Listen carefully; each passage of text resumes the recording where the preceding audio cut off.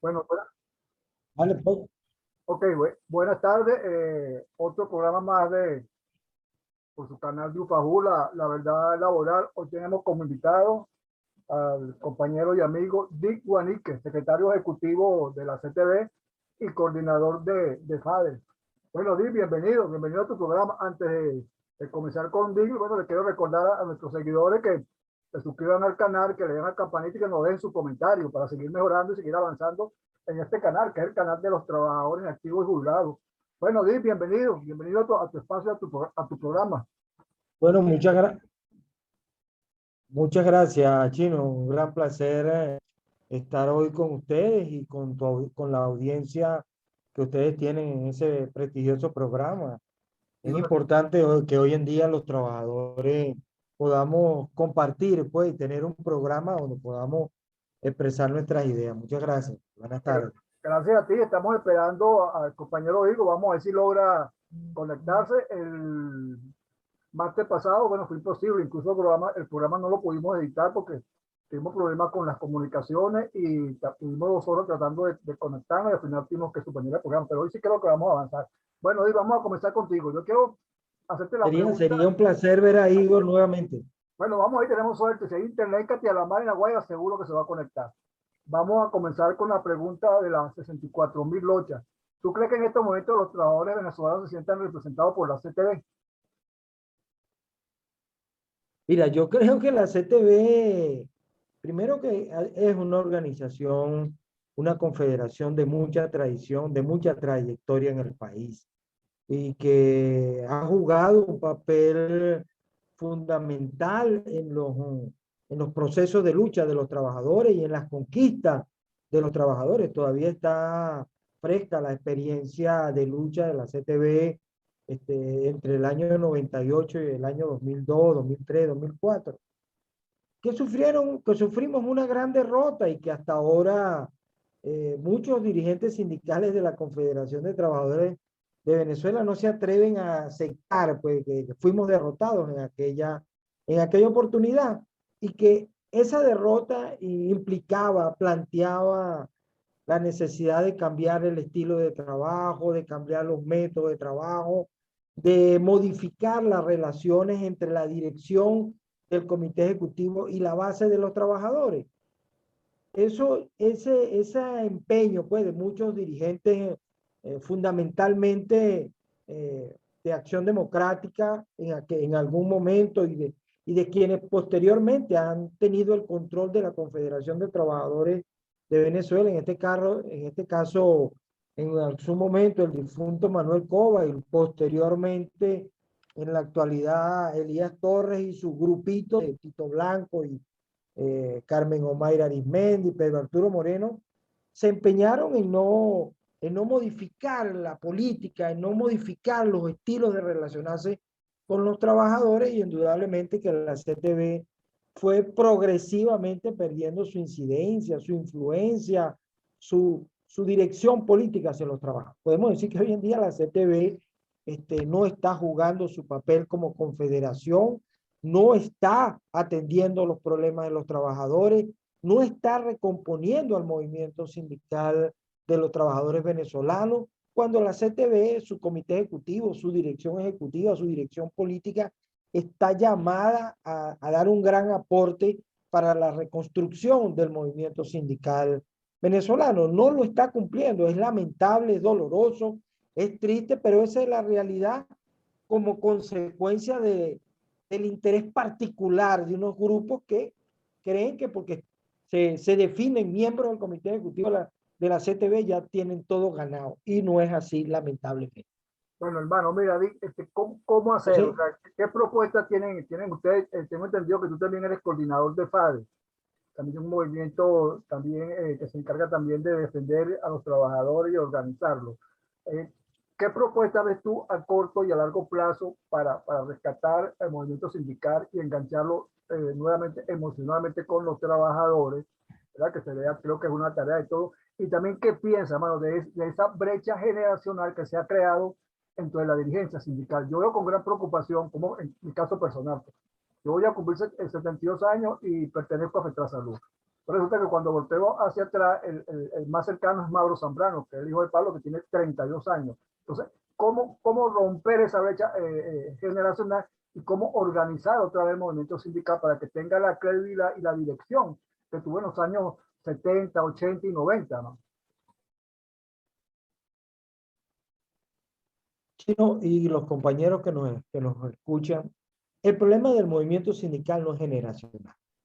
En primer lugar, tú sabes que para formar un dirigente sindical son años de esfuerzo, de práctica permanente, de conocer primero el ordenamiento jurídico nacional, además de saber cómo relacionarse con los patrones, o sea, adquirir técnicas de negociación, adquirir conocimiento psicológico para relacionarse con los trabajadores, para mantener una relación permanente con los trabajadores, para entender y superar las presiones que se le presentan a un dirigente sindical cuando asume la responsabilidad, porque un dirigente sindical honesto, sincero, entregado a los intereses de los trabajadores es un hombre ad honorem, pues, que su esfuerzo, su sacrificio por el derecho y los bienes de los trabajadores es recompensado solamente con su trabajo y con el agradecimiento personal que hacen los compañeros de trabajo del esfuerzo que hace cada uno de nosotros. Así que formar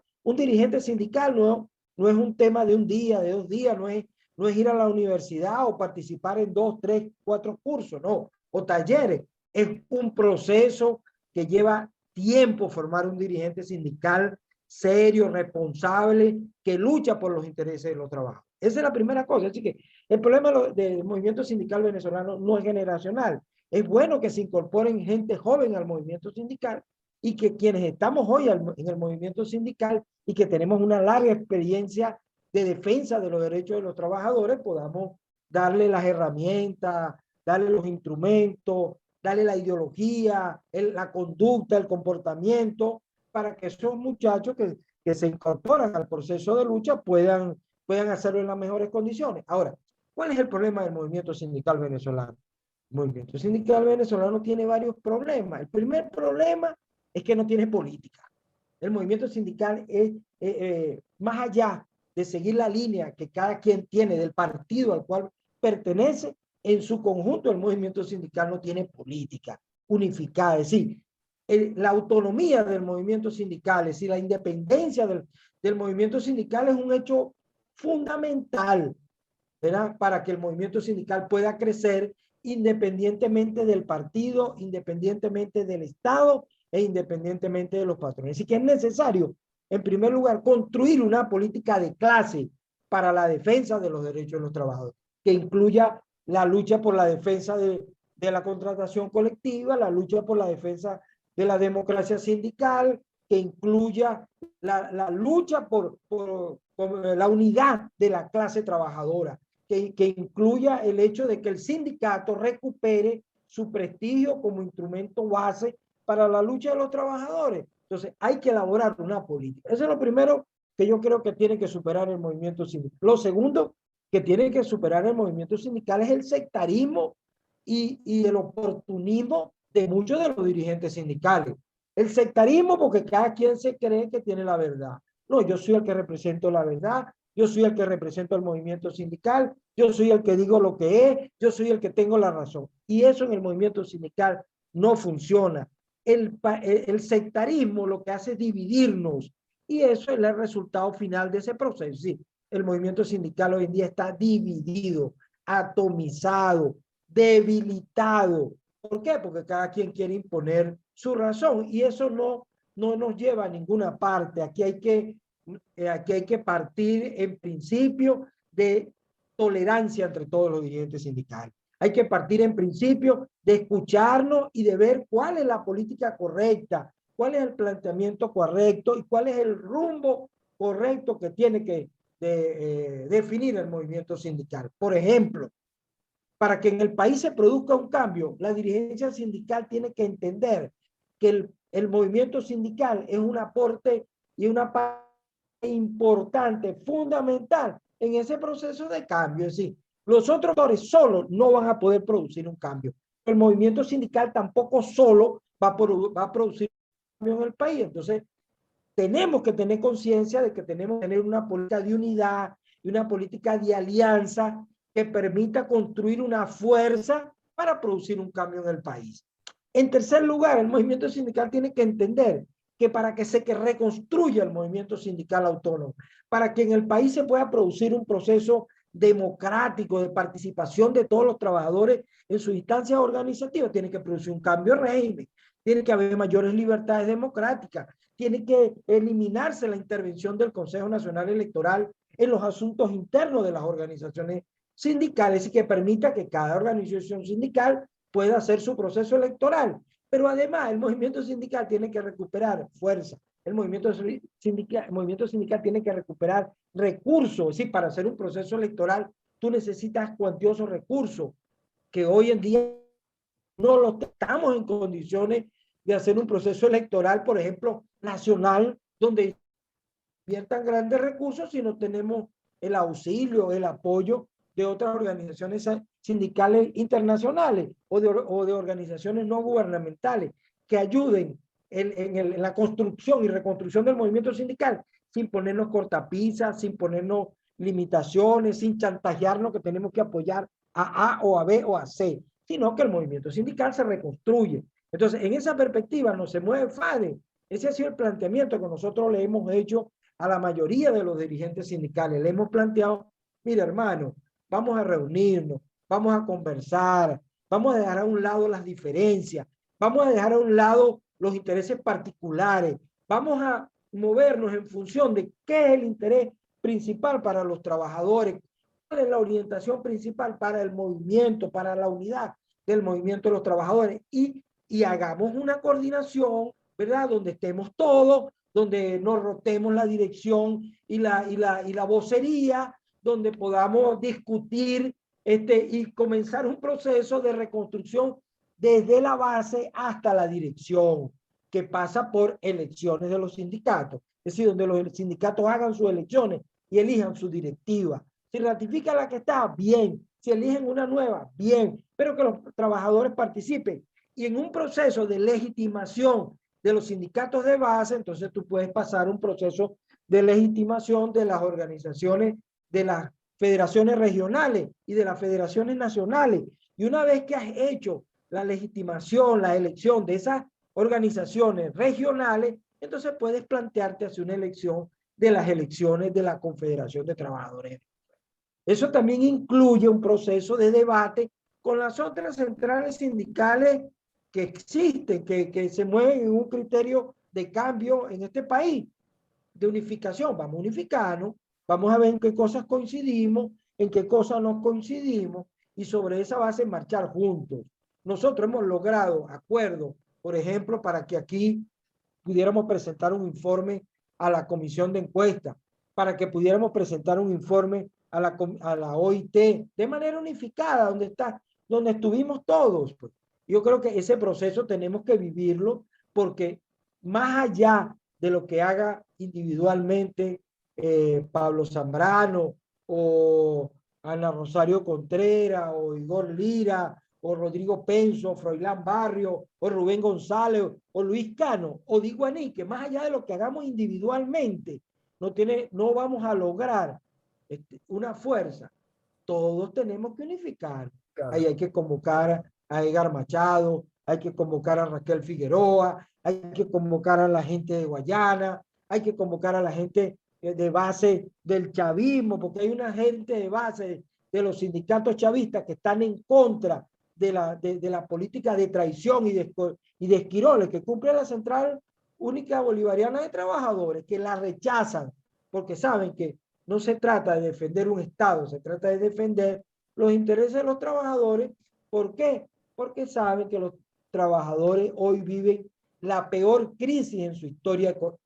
La peor crisis económica que vivimos los trabajadores es en este periodo, desde el 99 para esta fecha, a que estamos hablando y nos estamos comunicando con ustedes y sabemos que el proceso que ha vivido los trabajadores ha sido cada día de una situación de miseria, de pauperización, de desempleo total, de quiebra del aparato productivo, de paralelismo sindical. Eso es lo que hemos vivido y de persecución, pues, y de detención. Eso es lo que hemos vivido en los últimos tiempos. Y eso va a seguir existiendo si no nos unificamos, si no nos ponemos de acuerdo y si no marchamos juntos para enfrentar eso y producir un cambio. Bueno, fíjate, muy importante lo que tú estás planteando, porque yo también siento una gran preocupación en estos momentos donde el trabajador está muy desasistido. Fíjate que estamos tan mal que en estos momentos el salario mínimo es de 10 millones de bolívares. Y las prestaciones sociales, que era algo que nosotros, digamos, conseguido a través de la lucha de tantos años, resulta que hoy no hay prestaciones sociales. Incluso eso está favoreciendo, y eso quiero que me hable en este momento, la empresa privada. La empresa privada en estos momentos llega y te contrata a un trabajador y le paga 60 o 70 dólares, o lo referente a esos cálculos, ¿no? Pero resulta que el trabajador dentro de su necesidad, y eso está pasando mucho con la gente joven, se olvida de sus prestaciones sociales. Resulta que después de un año laborando o 7 meses, el patrón le dice chao, está despedido y resulta que no tiene ninguna prestación social. Y esa es una gran preocupación que nosotros, los trabajadores, más que todos los trabajadores jóvenes, es una gran inquietud, porque eso era un patrimonio. Y yo me acuerdo en años anteriores, uno cuando le pagaban sus prestaciones sociales, uno hacía cálculos, se pagaba la cuota inicial de un carro, si compraba una nevera, si algo así, o de repente si era su jubilación, eso le alcanzaba para comprar un kiosco, para montar un kiosco, para vender periódicos, para uno, ¿cómo te digo? Para una inversión, pues, para su futuro.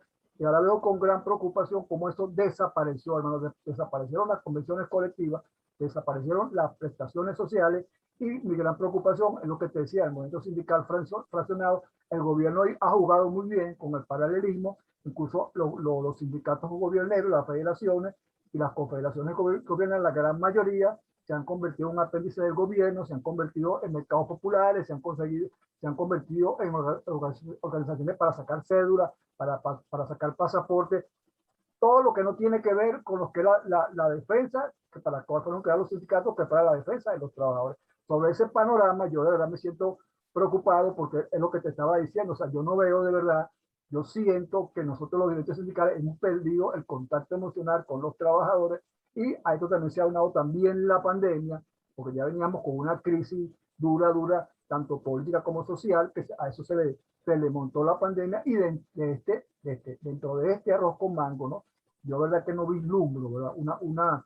Una salida o una propuesta de parte de nosotros los dirigentes sindicales hacia el sector de los trabajadores, no solamente los trabajadores activos, también hacia el sector de pensionados jubilados, que son más de 5 millones que en estos momentos son los que, si se quiere, están siendo más golpeados después de haber trabajado 40, 50 o 30 años, de haberle dado sus mejores años al país. En estos momentos están pasando por una grave situación, porque de paso hay compañeros que viven de la empresa privada y solamente tienen una pensión, no cobran jubilación, sino solamente pensión. Entonces, eso tiene que sobrevivir con 7 millones de bolívares. Sobre todo esto que te he planteado, ¿qué opinas tú como secretario ejecutivo de la CTV y como coordinador de FADE? Mira, Luis, y los compañeros trabajadores que nos están escuchando.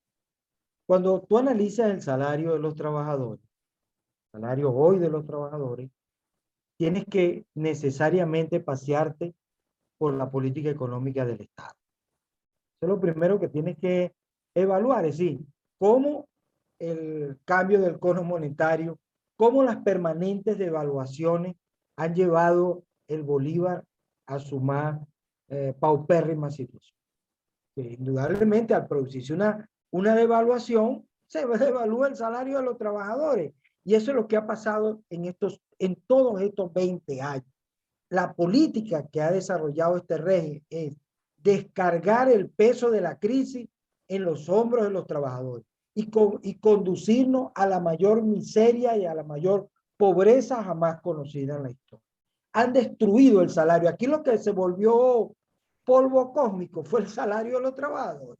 Que hoy en día nosotros no podamos acceder a los alimentos de la dieta básica, que no podamos acceder para comer todos los días, y que muchos trabajadores que perdieron su empleo o que ganan poco tengan que estar recogiendo comida en la basura. En esas condiciones estamos viviendo los trabajadores venezolanos, y los que no están viviendo eso se han ido del país. Y por eso se dice de que 5 millones de la población económicamente activa se fueron buscando otro resultado, buscando otra calidad de vida, otra condición de vida, porque la calidad de vida del trabajador venezolano se vino a pique, se destruyó la calidad de vida de nosotros. Eso es lo que hay que señalar. Y eso se destruyó por la política económica del gobierno que destruyó la industria, que destruyó el aparato productivo y que destruyó el salario y destruyó el bolívar. Esa es la causa principal. Mucha gente dice, no, que ese es el capitalismo salvaje. La gente dice, no, que eso es comunismo. No, eso es falso. Eso es capitalismo salvaje, del más salvaje que se puede conocer. Entonces hay que decirlo claro. Y con ello acabaron con las prestaciones de los trabajadores, acabaron con las cajas de ahorro, acabaron con todas las prestaciones de los trabajadores, con todos los derechos de los trabajadores. Lo han ido destruyendo. Tú sabes que tomaron medidas con un tal reglamento y destruyeron la contratación colectiva. No tenemos contratación colectiva, no la tenemos. Los patronos, bueno, los patronos que han hecho, bueno, se han aprovechado también de la política del gobierno, se han aprovechado de la política del régimen. ¿Por qué? Porque han dolarizado el salario. Cuando nosotros luchábamos, Matancero, el Motinel, todos los movimientos de trabajadores gráficos, todos luchábamos contra la bonificación del salario. Bueno, esto regresaron a la bonificación del salario. Y al convertir el salario en bonos, no hay acumulación de prestaciones.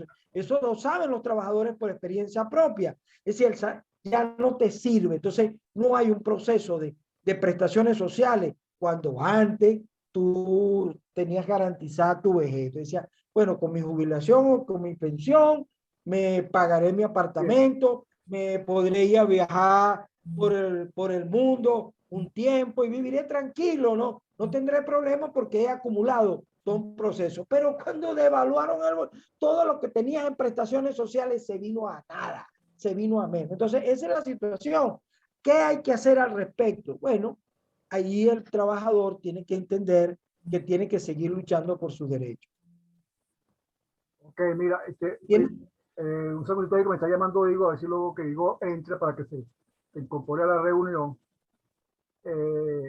Vamos a ver si logramos que el amigo Diego se conecte. Vamos, está llamando. Dime, Igor. Ya arrancó la reunión, te mandé la clave y el link, lo tienes tú. Aquí. Entonces, ¿cómo hacemos entonces? Bueno, ya, oye, yo le dije, dando con Diego, que ya, yo arranqué ya. Dale, marito, ya, tranquilo.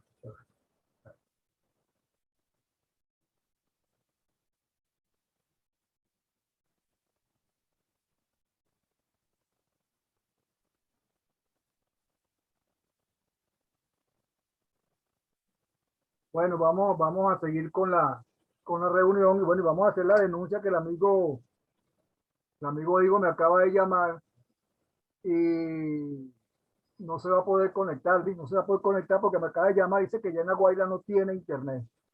Entonces, bueno, vamos a aprovechar a hacer la denuncia a la gente de la CanTV, qué ha pasado con el internet de la gente de La Guaira. También recordándole que se suscriban al canal, que nos sigan, que le den la campanita y que nos sigan apoyando. ¿Me escuchas, Luis? Sí, te escucho perfectamente. Ok, hermano. Te escucho perfectamente. Bueno, queremos hacer un llamado para para que se le recomponga el internet allá en La Guaira Pero te voy a decir una cosa, a todos los trabajadores y a los ciudadanos, pues con ello el compañero Igor pueda vincularse y mantener el programa de radio, pues. mira, bueno, Un saludo a Igor de todas maneras desde aquí. ese es el colmo de los colmos, porque Diego pertenece a la federación de la CanTV. Ahora mira, La CanTV, sí. siguiendo la misma onda, por lo menos este gobierno, yo me acuerdo que las empresas, los gobiernos anteriores, siempre habían respetado las empresas básicas y la industria petrolera. Porque la industria petrolera era en ese momento como la gallina de los huevos de oro. Entonces el gobierno tocaba todas las empresas, pero esa no la tocaba. Entonces me llama a la reflexión que este gobierno no le paró pelota a eso. Este gobierno acabó con la gallina de los huevos de oro, acabó con las empresas básicas de Guayana, acabó con la CanTV. Este gobierno acabó con todo. ante esa realidad, hermano, y como voy te repito, y ante esta pandemia, la cual en estos momentos ya tenemos años y meses sumergidos y vemos que la cuestión cada día se complica más con el problema de la vacunación. Entonces, yo quería aprovechar este momento, hermano, que tú le dieras a los trabajadores una palabra de aliento, hermano, una palabra de consuelo y qué podemos hacer. Porque yo lo digo en mi caso personal. Yo dirijo un movimiento de pensionados y jubilados y nosotros hemos estado en la calle, incluso nosotros hemos llegado hasta ayudar. Hicimos una marcha sin camisa. ¿Y qué nos preocupa? Bueno, que no hemos tenido ningún tipo de respuesta por parte de ninguna organización del gobierno, incluso ni tampoco de las internacionales. Nosotros hemos introducido ya 3 documentos, hermano, a nivel internacional y nos preocupa que cada día la situación se agudiza y no vemos ningún tipo de respuesta. Bueno, todo está unado. Quería que tú nos diera tu punto de vista y también le diera a los trabajadores venezolanos una palabra de aliento, hermano, porque yo pienso que sí hay que seguir en la calle, que hay que seguir luchando y hay que seguir ejerciendo el artículo 68, que es el derecho que nos da nuestra constitución al derecho a la libre protesta. Mira, yo creo que mi llamado es a los compañeros trabajadores de que aquí no se rinde nadie. Aquí todo el mundo debemos mantener la lucha con firmeza, con dignidad. Mi llamado, sí es verdad, es necesaria la unidad de los trabajadores. Es decir, aquí hay que construir una fuerza laboral que pueda pugnar, que pueda exigir. Pues yo te lo decía hace un rato, un grupito de trabajadores que sale a marchar, que sale a la calle, no le hace cosquillas al gobierno. Un movimiento que se mueve sindical, que se mueva nacionalmente, que proteste nacionalmente, que reclame nacionalmente de manera unificada, con un proyecto y un programa mínimo de reivindicaciones, eso le da fuerza, le da fortalecimiento al movimiento sindical venezolano. Y yo creo que debemos presionar, pugnar para eso, presionar a la dirigencia sindical para que busque y haga los esfuerzos de unificarse, de trabajar de manera mancomunada, con un programa único de lucha, de acción, que no sea el sector salud solo, que no sea el sector educación solo, sino que sean todos los sectores, pensionados, jubilados, los gráficos, los periodistas, los médicos, los maestros, los albañiles, todo el mundo en una misma dirección. Ahí logramos un planteamiento de vacuna para todo. Bueno, tenemos que exigir vacuna para todo. Incremento de salario para todo. Incremento de salario para todo. Dolarización del salario. Bueno, dolarización del salario para todos. Cese a la bonificación del salario. Cese a la respeto al artículo 91 de la Constitución para todos. De eso se trata. Que donde quiera que nos paremos sea la misma voz, aunque sean personajes diferentes, pero que es el mismo mensaje, es el mismo planteamiento. De esa manera es que vamos a nosotros lograr dar un paso significativo de avance en este proceso.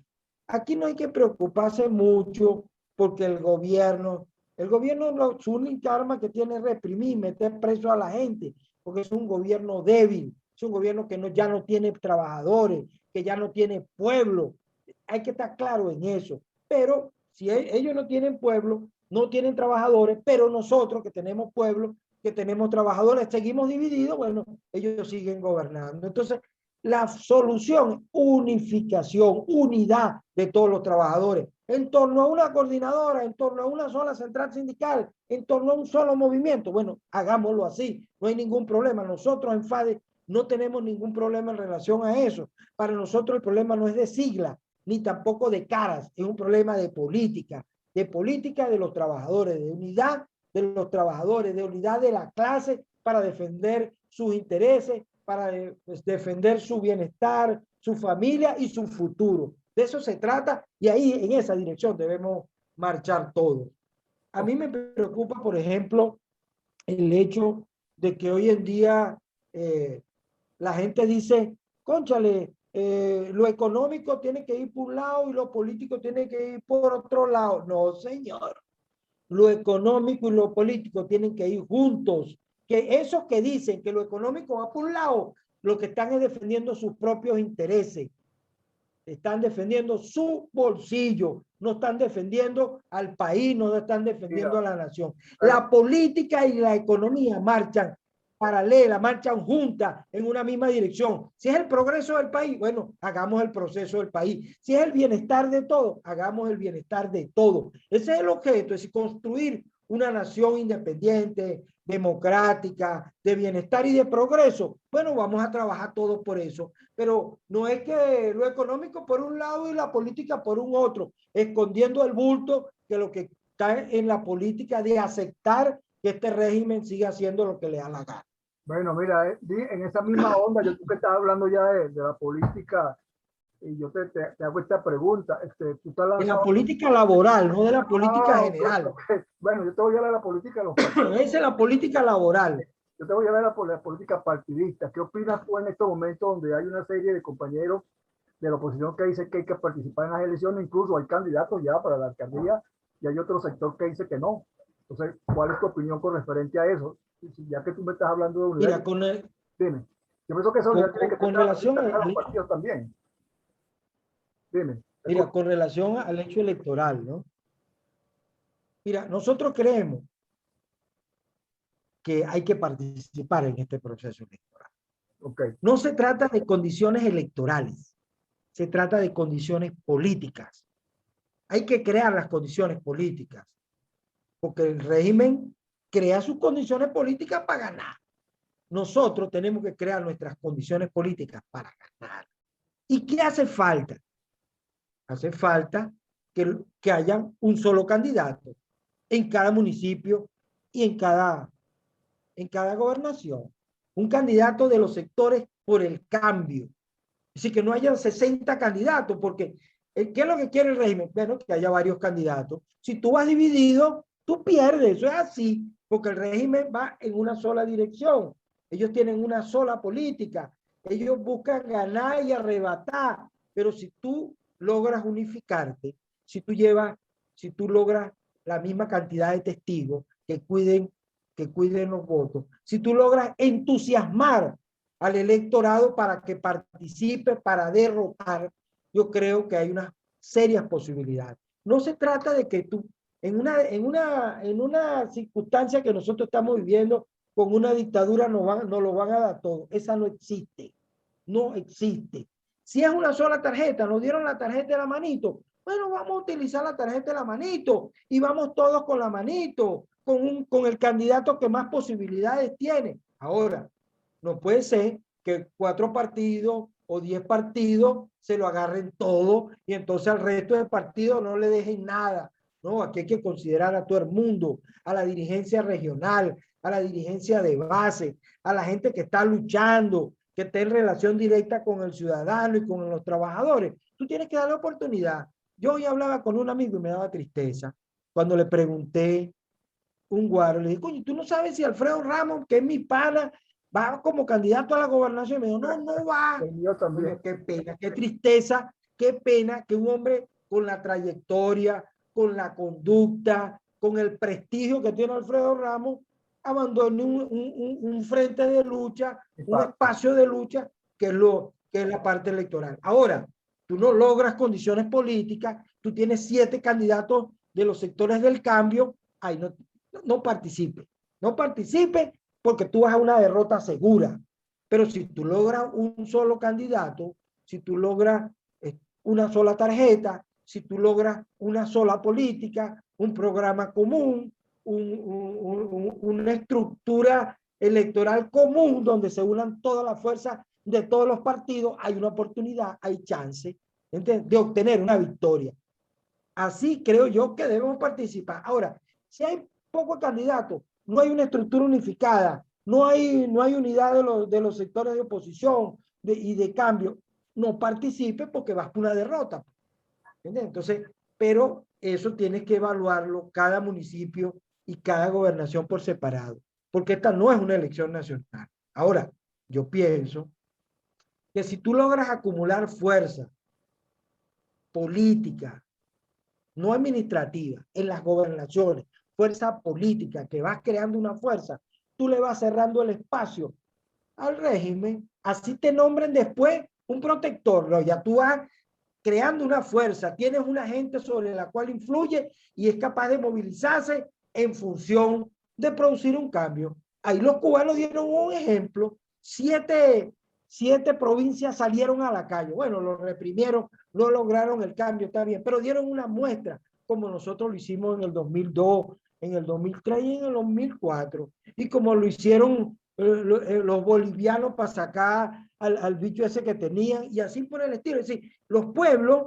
aprovechan las circunstancias políticas y se mueven y pueden producir de un proceso electoral, pueden pasar una rebelión, o a la inversa, pueden pasar de una rebelión a un proceso electoral. Es decir, la circunstancia es que tú tienes que trabajar por un cambio, y el cambio va porque tú crees unas condiciones políticas, crees una fuerza para producir ese cambio. Bueno, mira, Di, Mientras tanto, el otro corre solo. ok, mira, Di, sabes que el tiempo es oro, nos quedan 4 minuticos.